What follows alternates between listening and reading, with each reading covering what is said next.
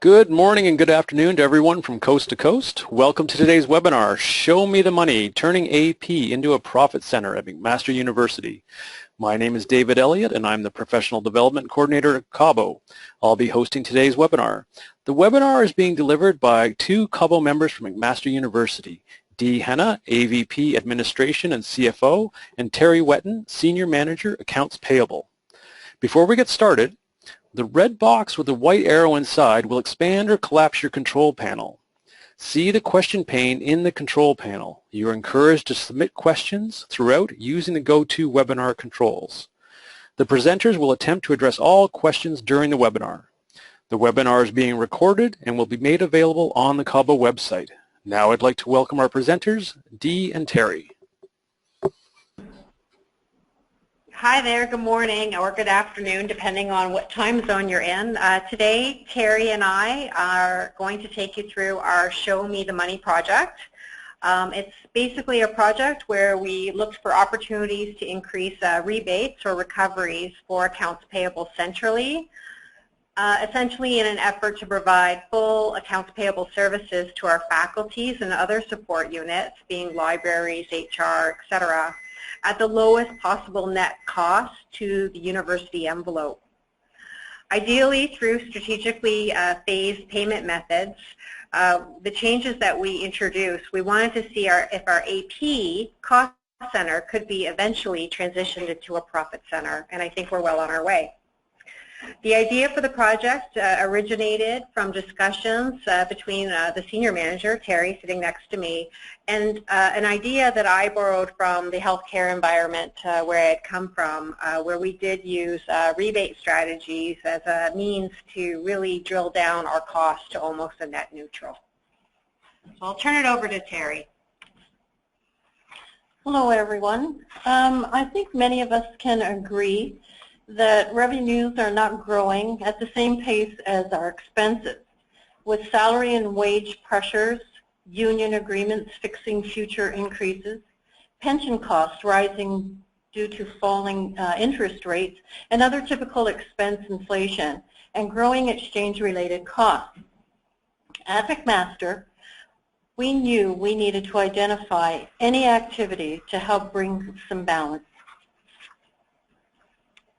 Further troubling us here and probably elsewhere was the fact that our population of university-age students was essentially going to shrink for the next little while. We understood from census data that the population of university-age students beginning in 2014 would begin shrinking, hitting its lowest level by 2022. That's based on the Stats Canada demographic information from the last census. More troubling was that we wouldn't even recover to the same number demographically of university-age students until about 2036. So with less students, based on our funding model, we knew we were headed toward less revenue.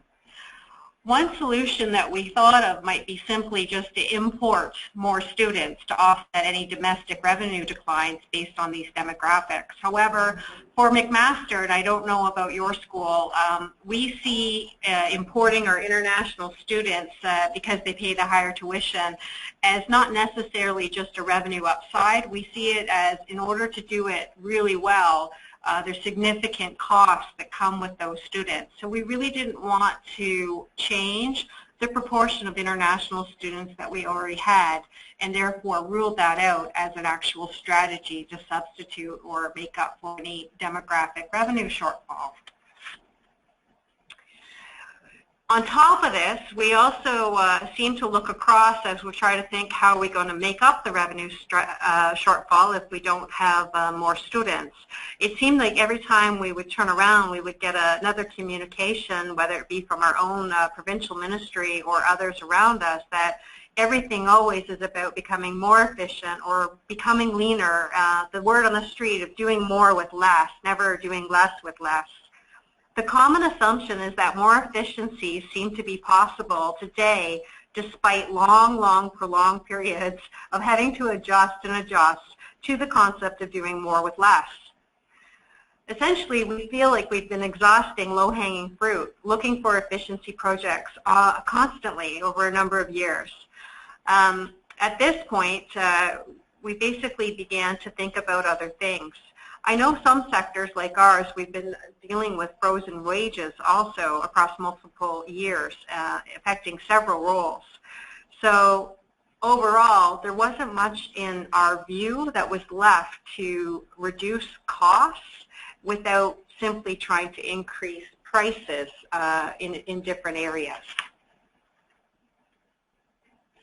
With the student, faculty, and staff population of over 30,000 at McMaster, we began focusing on revenue opportunities outside the university. Our focus was on how we grow revenues without increasing the cost of goods or fees paid by staff and students. This is when we decided to look for creative ways to increase our revenues without impacting students and staff personal wallets. So looking at the equation of how do we actually increase revenue without impacting students, we began focusing on simple things like how do we pay our bills now, and that's where our project began.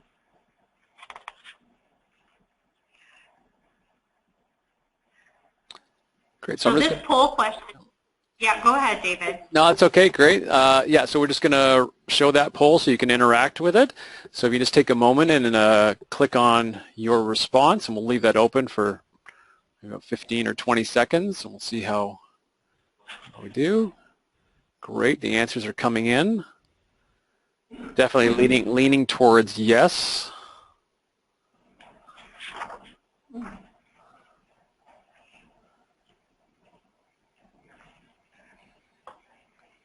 Great. A couple people haven't answered yet, so I'll just say another, let's say 5 seconds. If you haven't put your response in yet, please do.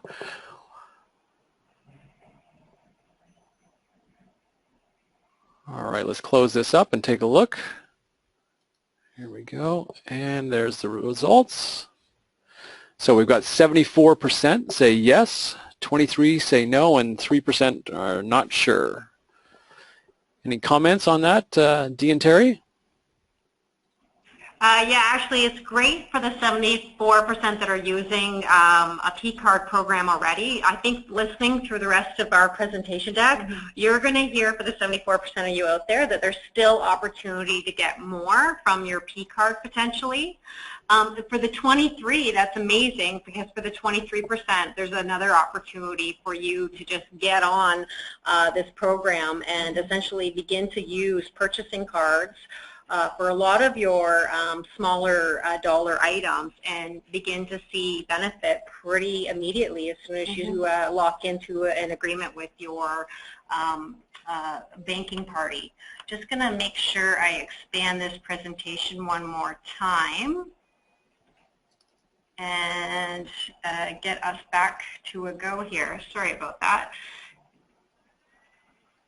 Terry will begin with our next slide, which jumps into our Show Me the Money. Right.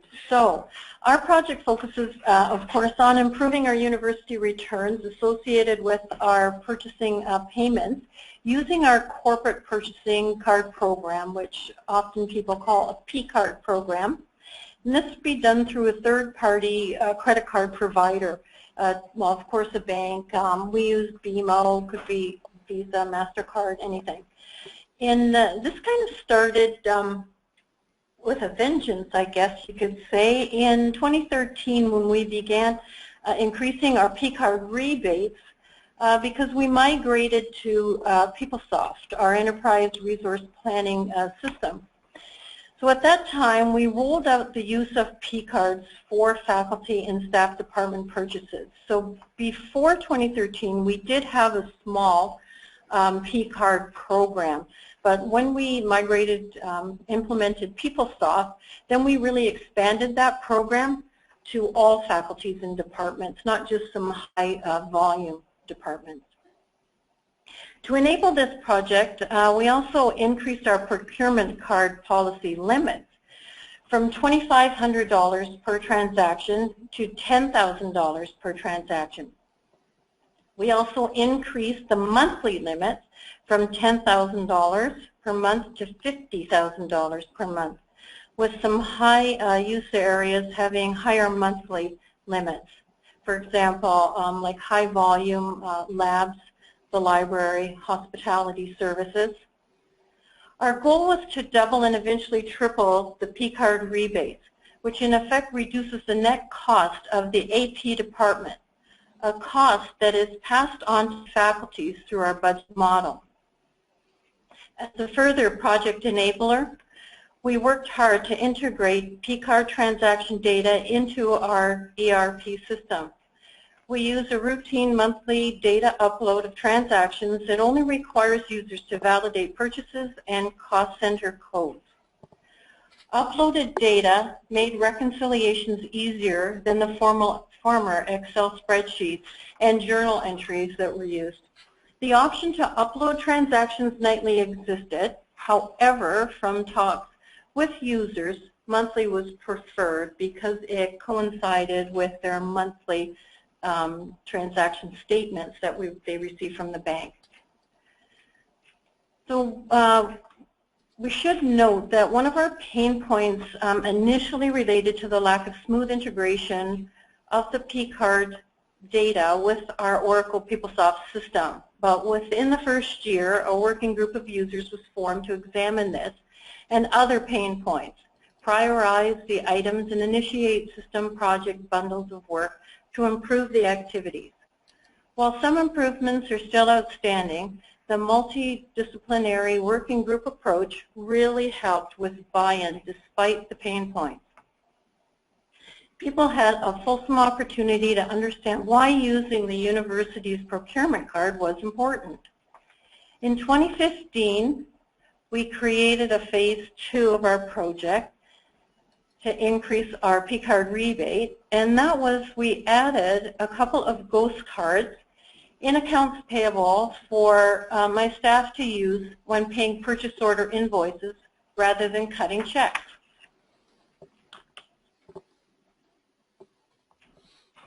I just want to make sure I'm on the right slide here. So here we are, how essentially this program works.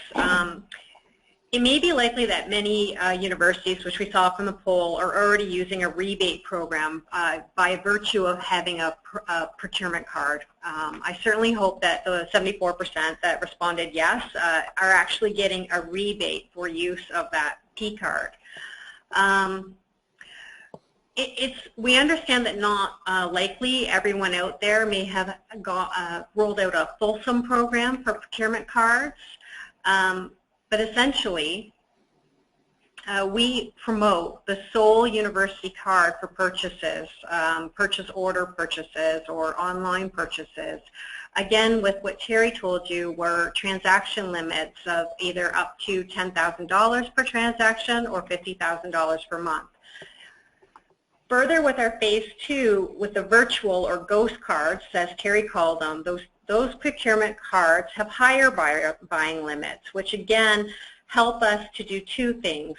Minimize a bit of the workload that AP will feel by now having their own procurement card to reconcile, but maximize the opportunity by going after the medium or larger ticket items that are willing to accept credit card.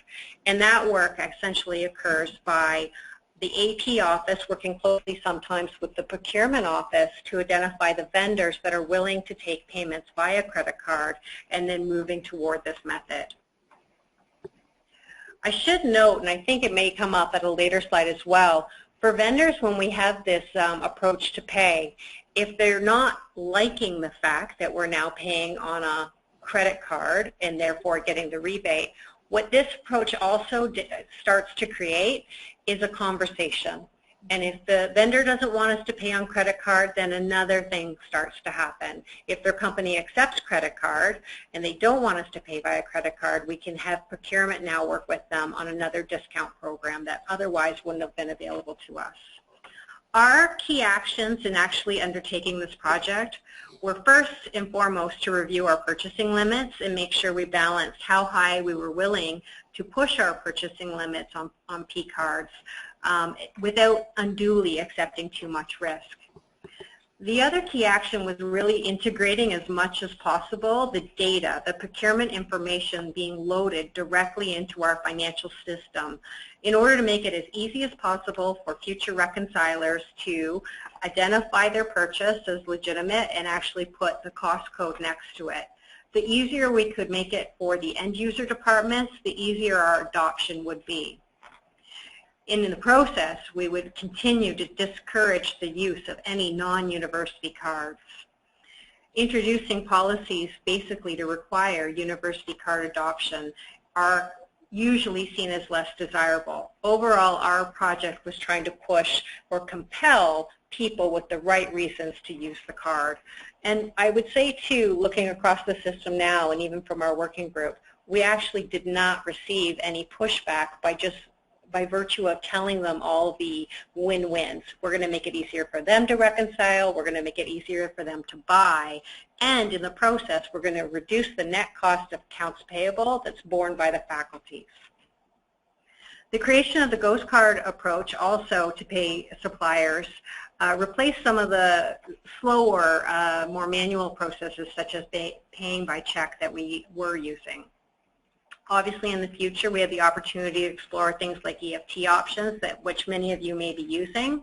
But overall, we want to explore any payment method that gets us the most discount or rebate, and that will be what drives the decision of how we pay. So what are some of the key steps that contributed to our success? Essentially linking the rollout of a university-wide procurement use with a larger project like a new ERP really helps. We involved stakeholders in our post-go-live reviews, which also really helped. We were in it together, and we were going to make the project work together. We explained as many win-wins as possible throughout the project, both when we went to launch and even afterwards. We answered and answered and answered tons of questions to make sure anyone from anywhere who had a question about P-card use had access to a live person to get answers. We tried exhaustively, and I think we succeeded in building gains on credibility, trust, and eventually getting all the buy-in we needed. We tracked our results, our rebates, and we communicated the success, the what's in it for them constantly in our progress updates. Like I mentioned earlier, we already had a small P-card program in place. The contract expired just as we were ready to roll out our ERP, so the timing was perfect to revisit the existing arrangement and look for other options. We chose to accept the terms of an agreement that the Ontario Education Collaborative Marketplace, OECM, had with the Bank of Montreal. BMO was the successful respondent to OECM's RFP call for a P-card provider. The rebates are tiered and based not only on our performance, but also that of the other OECM members in the agreement. The rebate formula takes into account spend volume, settlement period, which can also be known as the payment grace period with some providers. The shorter the settlement days, the higher the percentage of the rebate. We also receive a bonus percentage on the average spend per card. So again, the higher the spend per card, the higher the percentage rebate. The rebate formula also includes a small commission for OECM for participating in the program. Our rebate this year totaled almost $300,000. We think there is greater opportunity to work with the collaborative and the supplier to renegotiate our rebate structure and bring other universities to a similar or same deal, therefore pushing a more favorable rebate program with the card provider. So I'm going to just jump in for a second. We've got a couple of questions that have come in. If I can just draw your attention to those. So the first one says, what steps have you taken to mitigate the risks that come with increased spending? Or they're referring, I guess, more to the increased spending limits. That's a really good question. Yeah, so we are part of an internal audit constant review program. So we have what's called continuous internal auditing going on.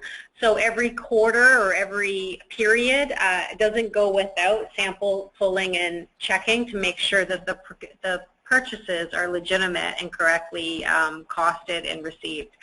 So I think I'll let Terry add, but so far I think with the continuous audit approach that we have, we see no more issues that we actually, I feel like we see less with this, because it's a little bit more structured to get the data. People are using a university card, and no matter what, they cannot avoid that university information going right into our system. So I'm finding, for the most part, I feel like I'm finding less personal items being on cards. I'm also feeling that people know when they use the card, it's got to follow our policy. Otherwise, they're stuck having to write a personal check to deposit it into our university system to clear it. So it's a lot cleaner in that respect. And I actually, you'll see a later slide, I'm feeling not only is it better, but I feel like there's less risk such that I could even revisit increasing those expenditure limits down the road. Sorry, Terry, do you want to add? Sure.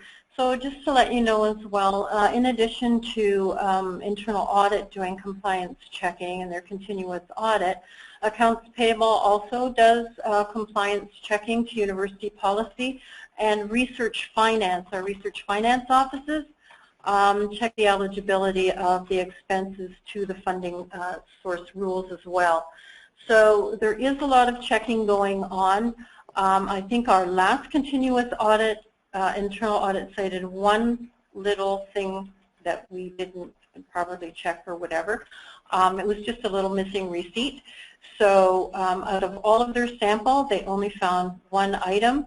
We're noticing as well, to Dee's point, that we hardly ever see any personal items or purchases anymore. I think people are well aware that compliance checking is being done in a few offices and that internal audit is also checking, so they're being very, very careful when they're purchasing. Great. Another question that came in says, so for the P-card upload to the ERP, do you have a way to report or analyze vendor transactions that are paid via the P-card, or do these transactions all list Visa as the vendor?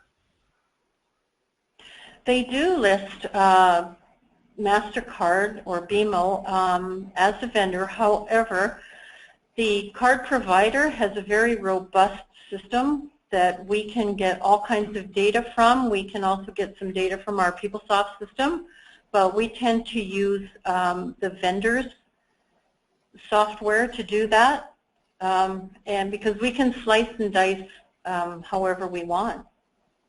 We can get you know, different types of transactions, different suppliers, different merchant category codes.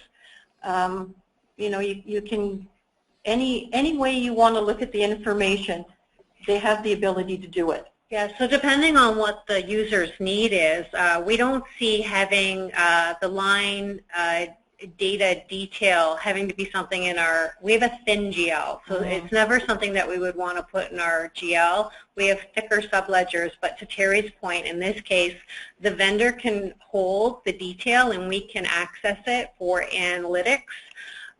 So whenever that's available to us, and so long as we have the archiving or the retention and on their side, we're comfortable with that. I guess if we ever, you know, just thinking out loud, if we were to ever change parties with the card, we just need to make sure that we negotiate our accessibility of that information, or how we might be able to get it in the future if we do a transition to a different P-card holder, because we don't sort of take that on into our internal systems ourselves. However, that's a fairly minor bridge to cross if we go down that pathway. Okay, great. And we've got a couple more questions that have been coming in. One, I don't think we can address because it's kind of out to the audience, but it's the same basically. Of the people who use P-cards, do any use VPA, Visa Payable Automation? Perhaps people could, maybe we can do a poll on that after. I'll see if I can put something together as we go along. Another question that came in is what department oversees the audit? Oh, it's an internal audit department, which is a separate department than my own. The internal audit department reports up to the Vice President Administration, and they also have a joint reporting relationship directly to the Audit Committee and the Audit Committee Chair. So I don't really get any control over when they come and what their scope is. Terry and I are the lucky beneficiaries of all their reports. Okay. Two more, or one more question at least. Oh no, two more. It's lots of traffic. That's good. Someone was asking if you're willing to share what is your annual P-card spend. I guess they want to get a size of what's the scope of this. This year it was 26 million. Did everyone hear that? It's 26 million roughly this year. So that would be 15, 16, is that what you're quoting? Or? Well, 25 million, sorry. Wishful thinking. Yes, 15, 16 was 25 million. Great. Okay. And in 16, 17, you've got they're targeted a bit higher of a target. So that's based on 28 million? Yes. Yeah. Yes, So I'm projecting 28 million. So not much more spending beyond 25 million, only 3 million more in order to increase the rebate by 50,000. So they're not proportional, you know, direct linkages that way mathematically. So yeah, it's not linear. Yeah. Okay. Okay. Another question. Let's see. Yeah, what does the monthly upload of P-card purchases have multiple GL detailed transaction, or is it posted to a single expense GL? I think it's pretty similar to the question you already answered. Or? So when people fill in their application form for a P-card, they supply us with a default GL account, and that's what's loaded against their profile. And that's what they would have one GL chart field in PeopleSoft when they go to reconcile. Now they can easily change the account number because typically your department information would stay the same. I don't know how many of you have PeopleSoft, but so typically it just maybe be changing an account number or a project number or a program number, something like that. But if they've given us a default account, it will be there pre-populated. It'll be there ready for them. They all know they have till a certain date in order to reconcile their card, meaning put it against different accounts or projects, like Terry said, if needed. Otherwise, if they know 100%, there's some smaller units and then there's some mega units, right? Smaller units might not even have to do anything other than have it post to the one account. But we have a number of administrators who help with a P-card, but it's going to go against multiple research project accounts. So these are the ones that really need to pay attention to our reconciliation dates that we provide them. Okay, I've got three more questions, and then we'll try to get back onto the presentation to make sure we cover all the content, but we're happy to take more questions later. So I've got three more questions here. One is, does the P-card upload into your ERP accurately reflect the sales tax treatment for each transaction? Another good question. Yes, it does for Canadian purchases. For non-Canadian purchases, U.S. foreign purchases have to be self-assessed. So there is a tab within the P-card reconciliation module where the self-assessment of applicable taxes takes place. Great. Hopefully this is an easy question. How many cards do you have? Oh, that is a really good question, and I forgot to ask Roxanne, but it's over 1,000. I think we're pushing 1,200 cards. Yeah. When we started, it was just, I think my recollection is we were just under 1,000. Maybe, where were we? When I started, I think we had 400 cards. 400. So we've gone from 400 to close to 1,200. So, and I mean, again, we have about, in terms of head count, we have about 10,000 staff, but FTEs, that translates to about 7,200 people. So in terms of the population as a percent, it's I'd love to see it increase, but the reality is a number of the areas, they have one unit buyer. So even, I would never expect a 1-to-1 ratio. I would expect around a 25% ratio, because I can't yet visualize or imagine that one administrator is really doing that much buying for so many units. But you know, obviously for McMaster, it's something that we're still looking at. What's the right number of card holders out there?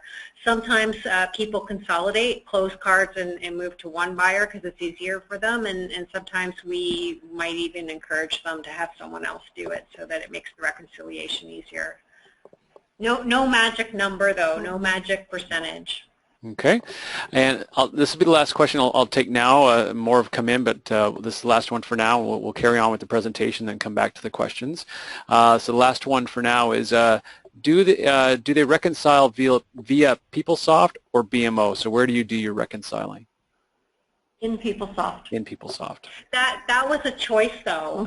We chose to do the reconciliation in PeopleSoft. Very good. So I'll let you guys carry on, and we'll collect a few more questions that have come in and get back to that in a few minutes. All right? Okay. So this slide is a celebration slide for us, and it's been, I think, there during question period too, so you guys have had a while to look at it. So basically what this slide is showing you is that we have tripled our rebate since we started this program. And it was a partial year in 13-14.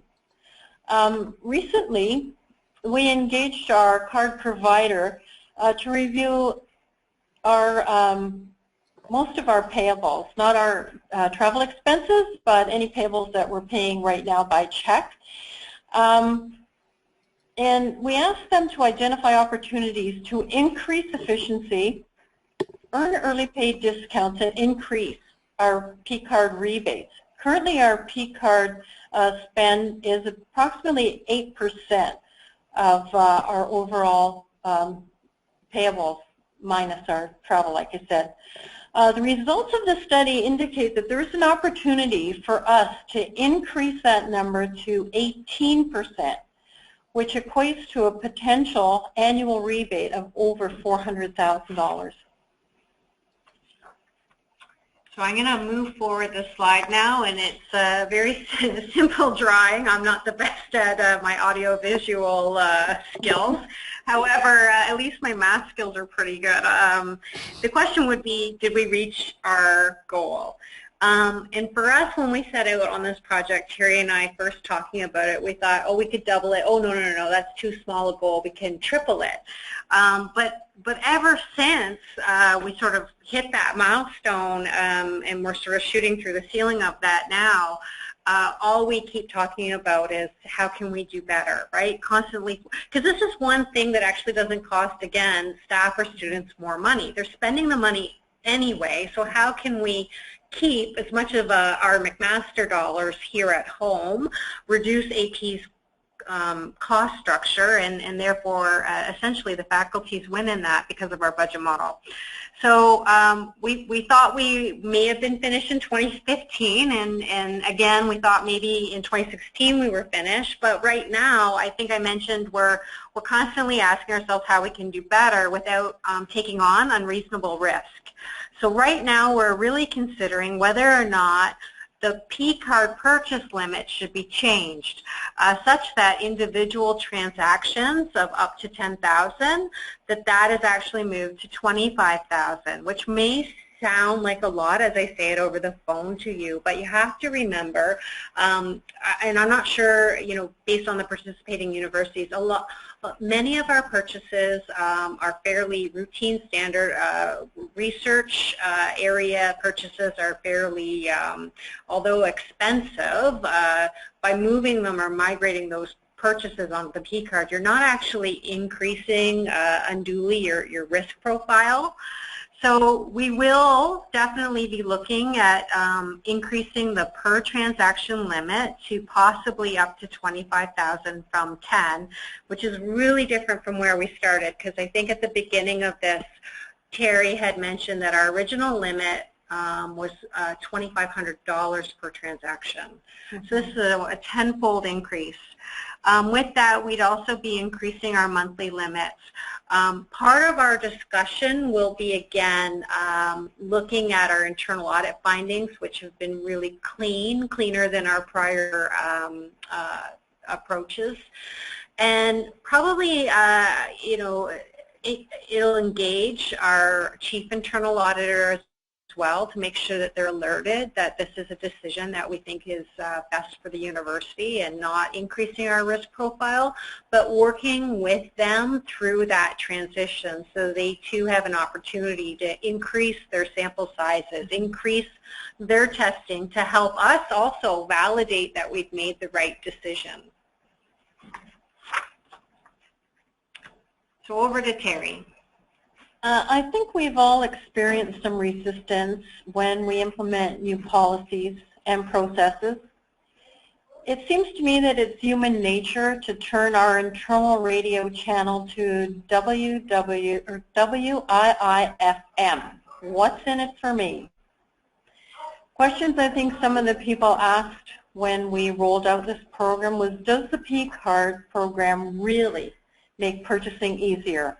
Is the reconciliation process quick and efficient? Is a subject matter expert available if I need help? Communication, training, and support are key to gaining buy-in. Consider involving stakeholders in a post-go-live review. Negotiate a good rebate structure or look to join a collaborative buying partner. Ensure that transaction data is accurate and that uploads into your system are timely. Examine your procurement policy and payment processes. And like Dee said, consider balancing rewards against risk.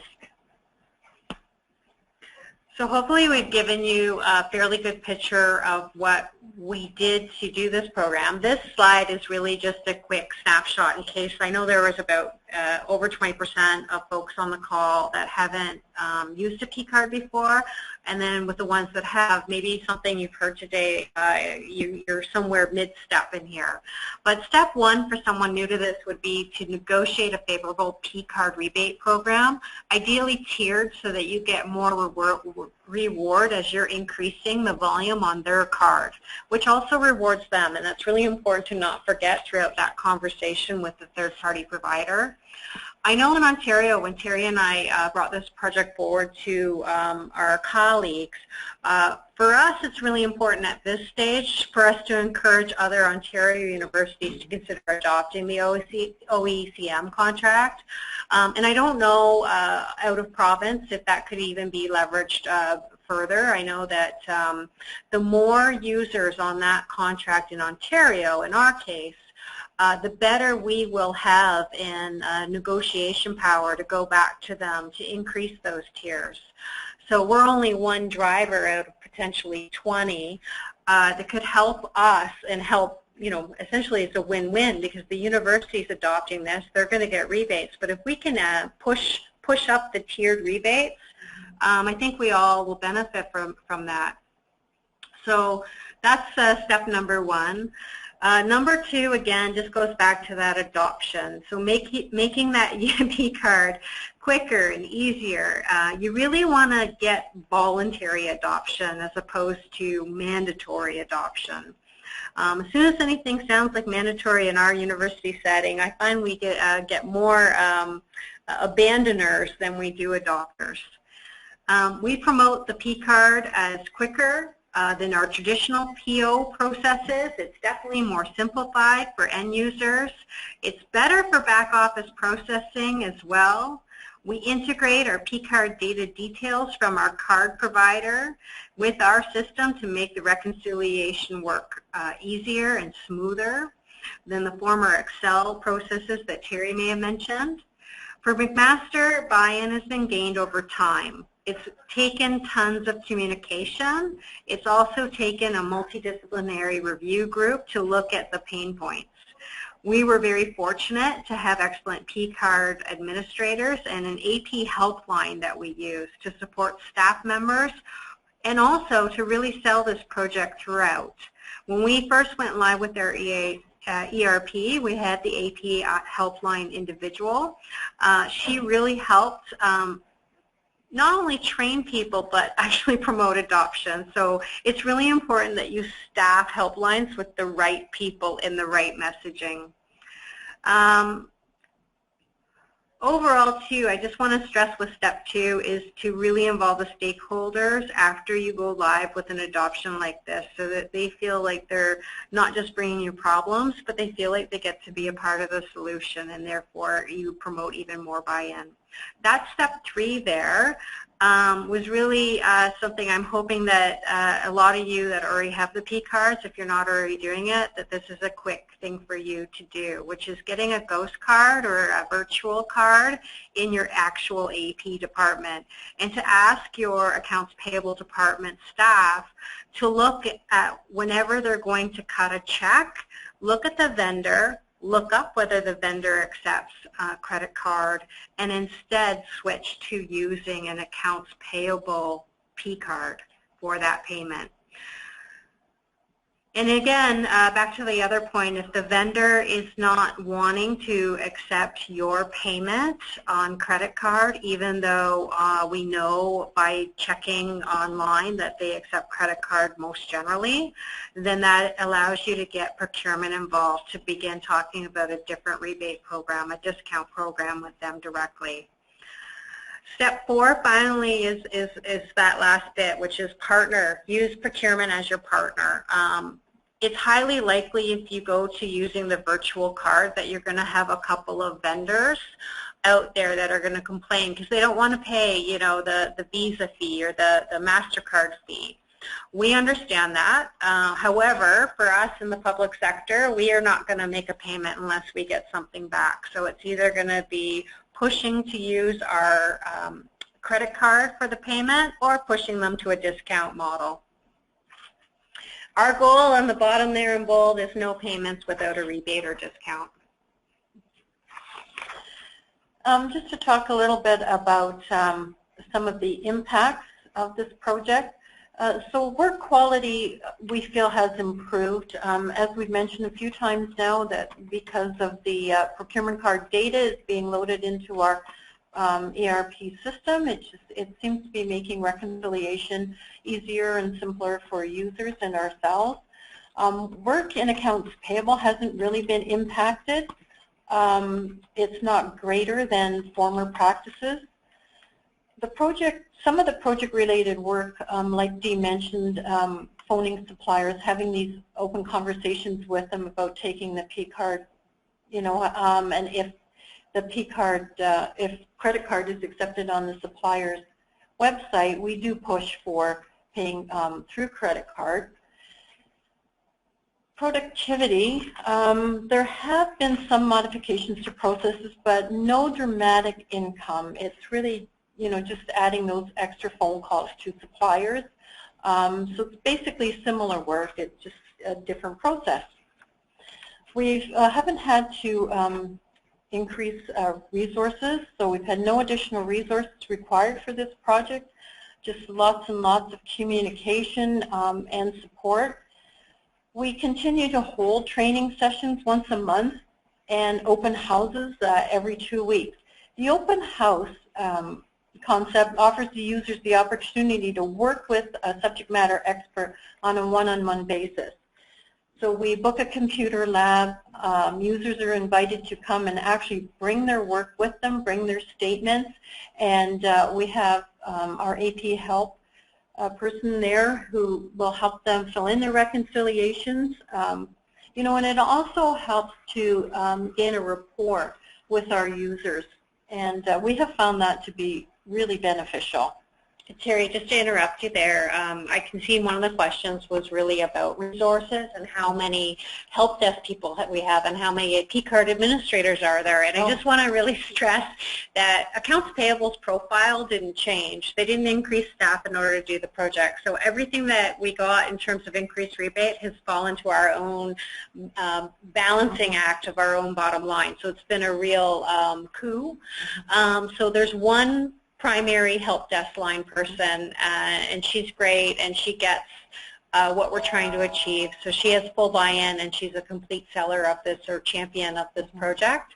And then P-card administrators really relate to the relationship out there in our decentralized model of how many P-card holders there are. So it depends on what you mean by administrators, but if you mean in terms of reconcilers, there's almost, but not quite a one-to-one ratio. But Terry, in terms of other work, back office work.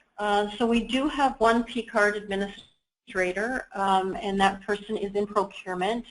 When we initially rolled out this program, we had intense training.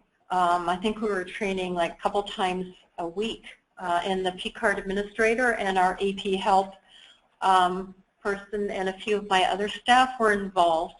But now that we're rolling along quite efficiently, we don't need as many sessions. Just once a month seems to be fine. But we're always available if anyone has any questions. You know, they can send us an email. We're always available to help. There's just another productivity type question here too that talks about what's the difference between a buyer choosing to use the P-card up front versus essentially just doing a purchase order and having the AP department take care of the P-card use. And just anecdotally from my own experience, I can say it's much faster to have someone in my department use the P-card up front, right? To do a purchase order, you have to initiate that with a purchase requisition. Then in our system, in our case, it goes through a workflow process before it then later turns into a purchase order that then gets dispatched from our system on the day of the final workflow approver. Once they click approve at 4 o'clock, it can be dispatched out. So the time delay between raising a requisition and getting the PO out isn't always same day. If anything, it can be several days. For movement toward incenting the end users to use this, you can do it online, on phone, through various mechanisms. Essentially use your P-card to buy right away, more real time than you would otherwise. The reconciliation process allows it to hit the correct GL and or the right cost center. And then essentially through our budget envelope process, there's a subsequent review to make sure that enough eyes have seen it to make sure the right costs are in the right area, on top of, again, the fact that we have internal audit doing continuous audit work. So sorry, Sarah, I'll let you go on. Those were the productivity-related ones I saw in the system. Oh, okay. Let me just jump in for a second. Okay. I'm going to run a quick poll because someone asked about how many of the people, the 74% that are using P-cards, how many use Visa Payable? So here we can just do a very quick poll and find the answer to that question. And yeah, we've got a flurry of questions to try and get to.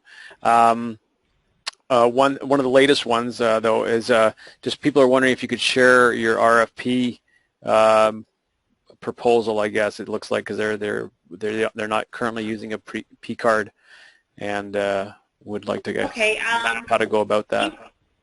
Yeah, I think for that last one, the RFP, we'd have to actually work with our Ontario Collaborative Buy partner.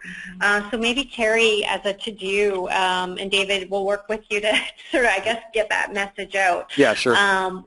We'll use our procurement contact to see if we can get more information about our actual, it's not that we have an RFP, we have an outcome. We can probably summarize the outcome of the contract. And because we didn't run the RFP, I'm not quite sure how easily our procurement director will be able to get it. If we can get it, we'll share it. Right. Otherwise, what we can do for sure is summarize the terms that OECM was able to negotiate, which should help you out there in your own negotiations. Okay, great. I'm going to close this poll now. Just give you another couple of seconds if you haven't responded yet to that question. And that looks like pretty much everyone who is using a P-card has responded, so I'll close that. And here's the results. Basically 95% say no, they are not using via payable automation. So there's your answer to that question. And now I'll go back here. There we go.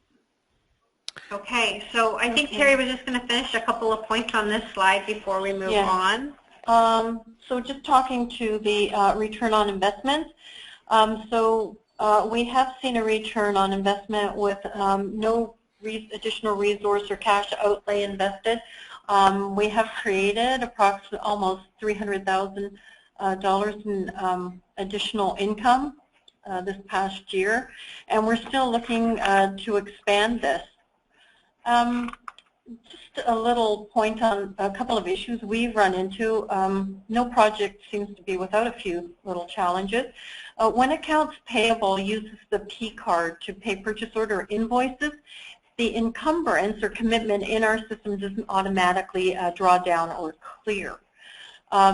So therefore, we have to get procurement involved to help us and close the PO.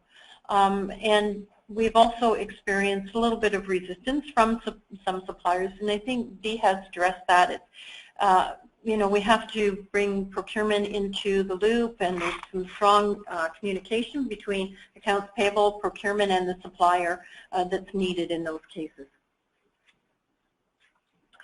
So I guess one of the last things that we really think about when we were sharing this at first with sort of our Ontario colleagues and then submitting it to CABO for a productivity award, we were really asking ourselves how portable is our project idea.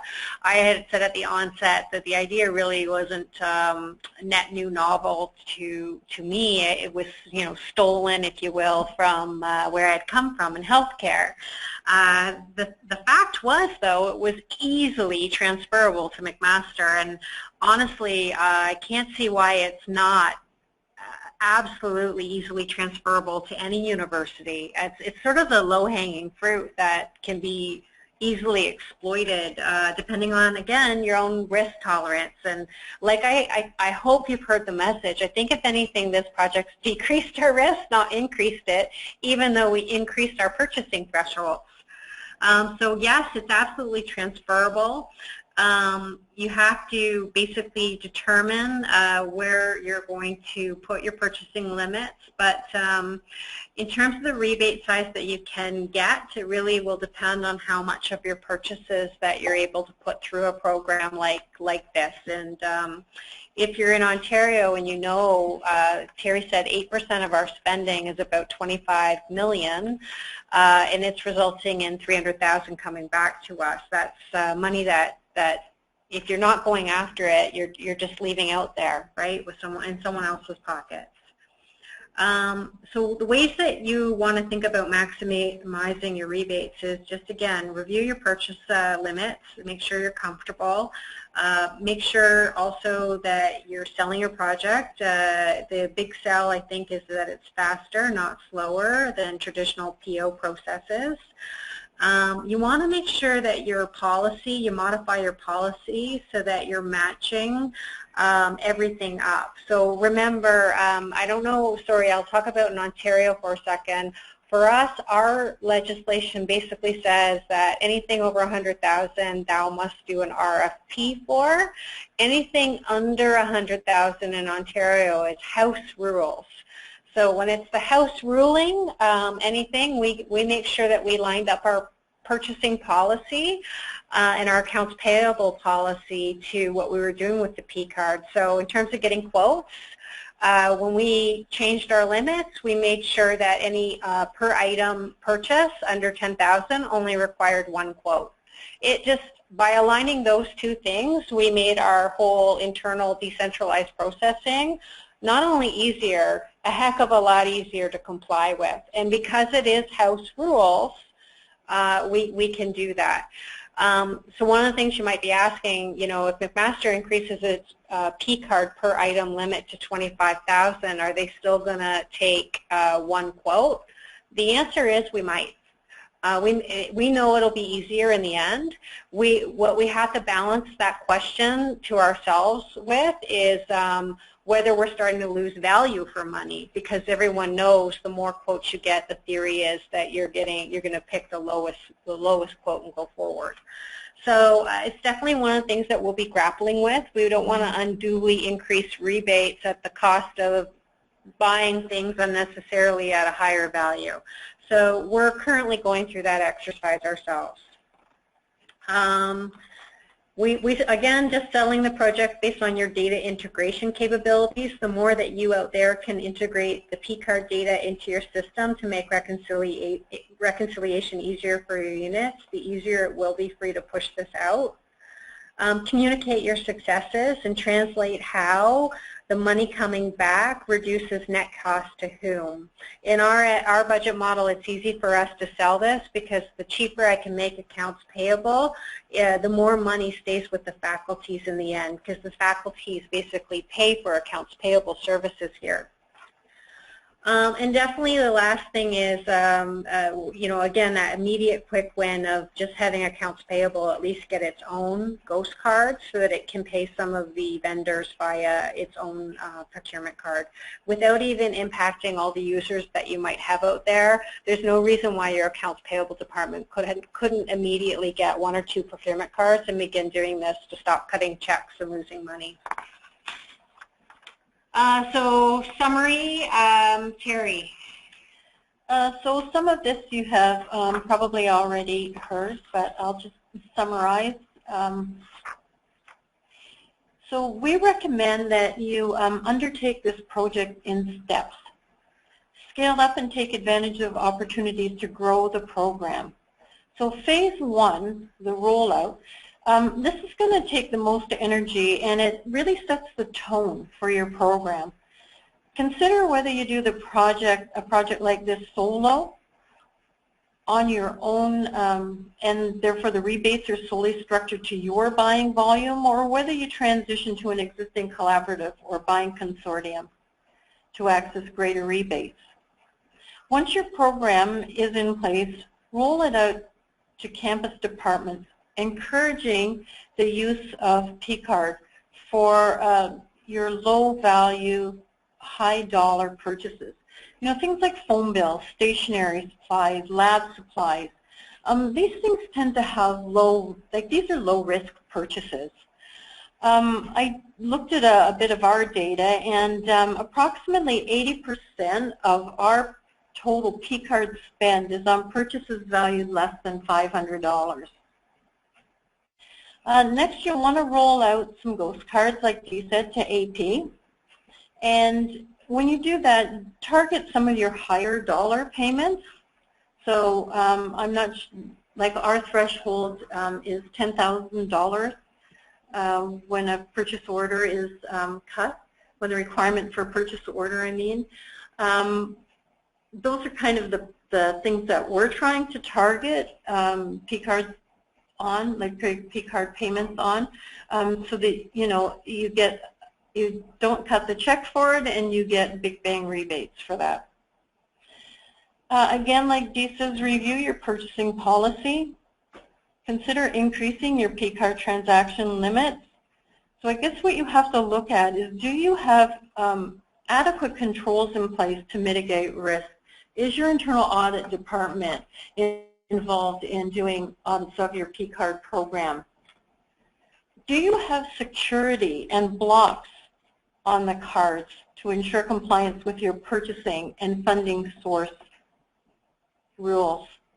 So your card provider can put blocks on certain merchant category codes that may not be compliant with your funding agency rules or your university rules, so you want to take advantage of those. When you do implement an e-procurement solution, consider integrating P-card as a payment option. And I know we have time now for questions, but not much. So David, I don't know if you want to rhyme up a couple of the sort of key or repetitive questions that may have come in.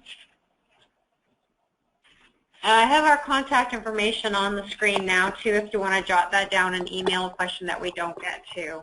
Great. So I'll just direct people. The handout is available in the control panel. There's a piece called handouts. You can get the handout right there with that information in it. I'm going to put up an evaluation poll and ask people just to take a moment to provide some feedback.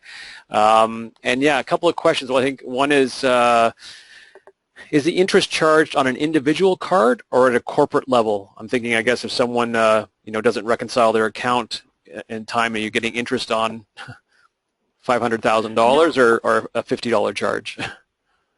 No interest. Oh, No interest, because what happens is BMO debits our CIBC, Canadian checking account, and we therefore settle in 2 days. So again, like I said earlier, the settlement date is so important in getting that extra few percentages in your rebate. excellent. So that's what we've chosen to do.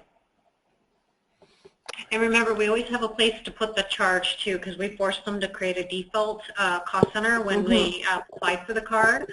So if they don't reconcile and it goes to their default account, they don't like it, then they have to journal it out afterwards. So they're incented to reconcile on time.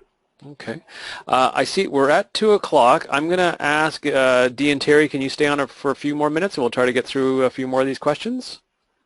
Sure. Excellent. So people, if you have to leave, we understand, but let's try to stay on for about 5 more minutes and we'll try to get through some more of these questions, all right? So next one I have is how many dollars, I guess, does the AP put on their Ghost card for a year? Oh, I have that. This past year was $4 million. Okay. And I'm going on to the next question then. Do you use the same card for operating purchases as well as travel expenses, or do you have separate cards or card settings depending on the purpose? Yeah, separate cards. We have Diners MasterCard for T&E and the BMO MasterCard for procurement cards. Okay. And I should let you know, I know that this is a little unusual, but our T&E card is individual bill. Okay. Someone's asking about what is your grace period for payments, but you've got that settlement time of 2 days, so I guess that's not really an issue. Yeah. Right.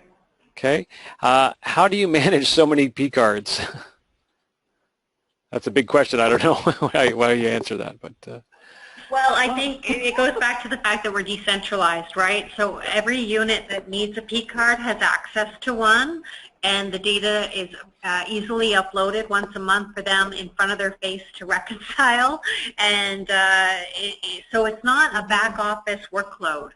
And that's why we haven't had to increase any resources. And these people out there that are doing it, it's easier too, because it's easier to reconcile a P card with uploaded data than it is to key enter in an Excel upload sheet, which we had formerly, or it's also easier than raising a requisition, a purchase requisition through the system.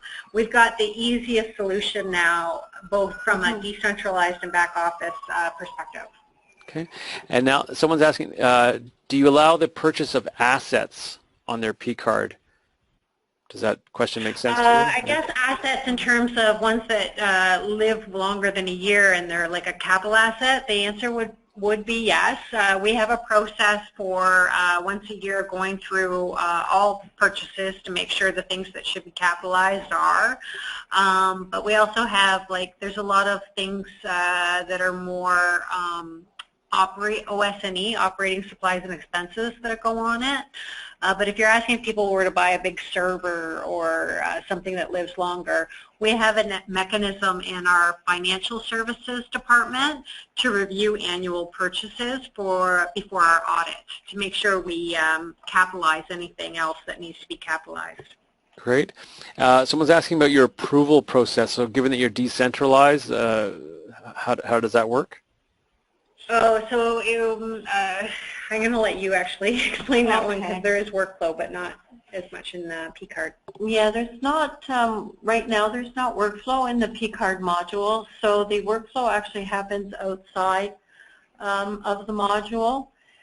So what people have to do is print their summary sheet of their P card transactions, and unfortunately the workflow does go from desk to desk. Okay. They're asking, is there an annual charge for the cards? No. No. No, I mean, if you don't have a mechanism of getting access to rebates, I could understand to pay for the administrator and the help roles having a charge, but I think that would just create what we had before, where people would use their personal card in order to avoid the annual charge. So. Oh, I wonder if they're asking if the credit card companies. Okay, An yeah, annual and we charge. definitely don't have that. No. Yeah. So this kind of question, the next one's similar then. So how does your P card processing cost compare to the rebate? So basically it sounds like, is there any upfront cost? It sounds like No, no. and it's a bottom line pickup completely because we didn't have to hire any additional resources than what we had. We just changed their work. So existing people's work has changed. Great. I think this has been covered, but how are purchasing requirements for obtaining quotes, etc., accomplished and enforced if debt has leeway to make direct large department? Sorry, has a leeway to make direct large dollar purchases. Yeah, we did cover that, so to speak, because we require on the P card you can make one purchase up to $10,000, and we only require one quote for that. And for us, our policy stipulates it's either one quote or original invoice, because we recognize that not everyone, if they only have to go once to a vendor, will actually say, give me a quote and then an invoice. So our policy allows either or both. So we don't really have a lot of non-compliance. For the areas that have a limit per unit greater than 10,000, they would be required to make sure they have available for audit, if audit comes calling, an additional quote to validate they got the best price.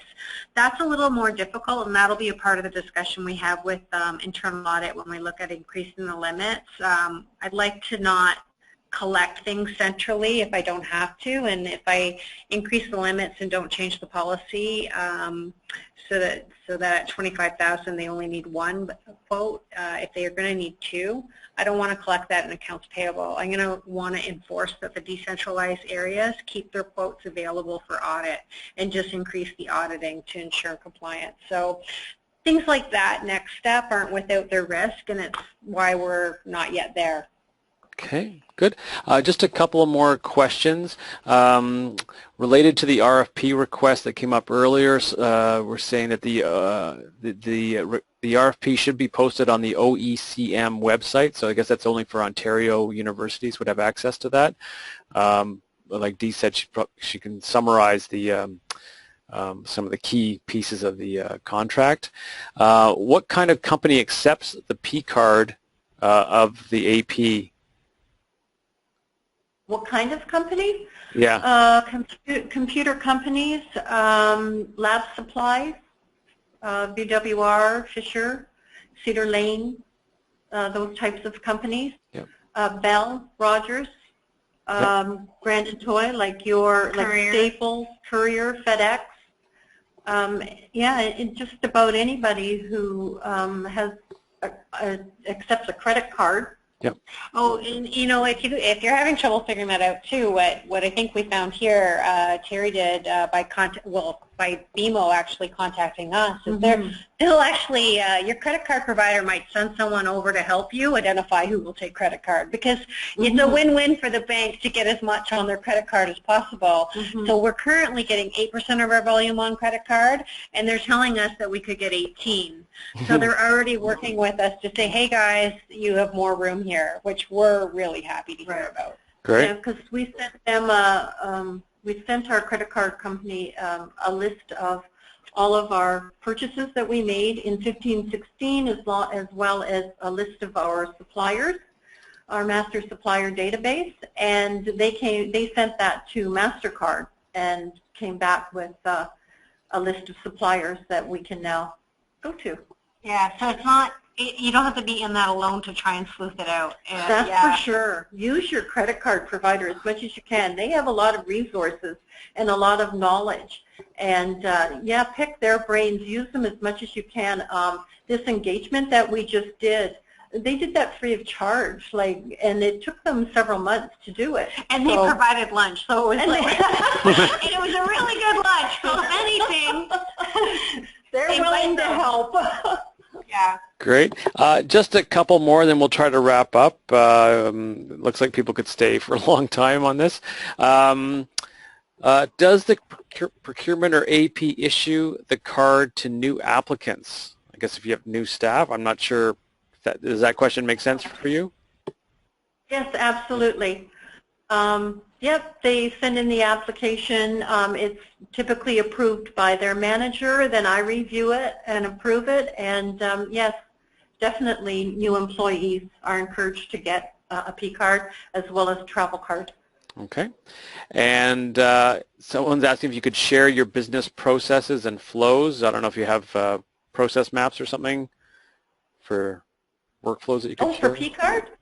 I do. I guess so, yeah. Yeah, I do. Well, if they want, you can email me and I can send that to you. Yeah, or if you're comfortable, you can send it to us and we can put it on the website with the handout and the recording. So sure. Okay, that makes your life easier. And then someone was asking about travel expenses on the pre-card, but you said you have a separate travel card that you use. Yes. And then the last question we're going to take is, does McMaster use the e-procurement model in PeopleSoft to do purchasing with the P-card? Module. Oh, the e-procurement module in PeopleSoft? No, we have not implemented that. We're actually looking at implementing SciQuest, and we know that they integrate well. We have a couple of peers that have gone before us to do that work on integration. So we won't be implementing the e-procurement in totality through the PeopleSoft system. We'll do SciQuest with an interface into our system. That'll happen in 2017-18. We'll begin the project, so probably have it live sometime in that period. Okay. I think we're going to wrap up there. Thank you very much, Dee and Terry. Great job, and thank you to the participants, and thank you for all those questions. We have gone over time, but I think that was all in a very worthwhile use of everyone's time. So thank you very much. Let me just put up, we've done the evaluation, so that's great. There's more CABO events coming up. There's more webinars scheduled. Please tune in to other programming that may interest you. You can find more information there, and we will post this recording for future reference and the slides on our website. Take care and enjoy the rest of your day.